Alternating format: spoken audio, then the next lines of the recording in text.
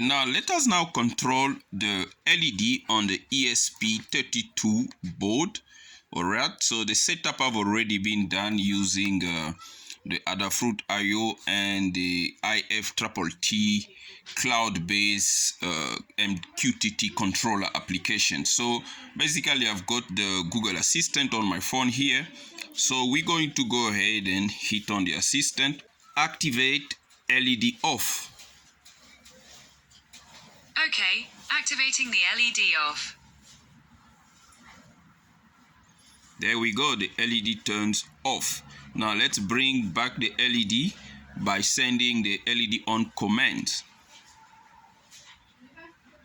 Activate LED on. Got it. Activating the LED on. One more time. Okay, Google, activate LED off. Okay, activating the LED off. Okay, Google, activate LED on. Got it. Activating the LED on.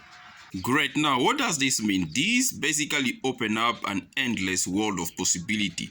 Once you are able to control your LED via a voice assistant with Google Assistant, you can basically control now anything that you can interface with your ESP32. You can control a gate motor, you can control your lighting, you can control your cameras, you can control anything. All you need to do is to add a relay on your ESP32 board so that you can drive a bigger load like a gate motor or your lighting in your house. And this is how you can set up home automations or IoT interfacing in your house. I hope this demonstration gives you idea for your next IoT projects. Thank you for watching, and if you find it useful, don't forget to subscribe and give it a thumbs up. Until next time, cheers.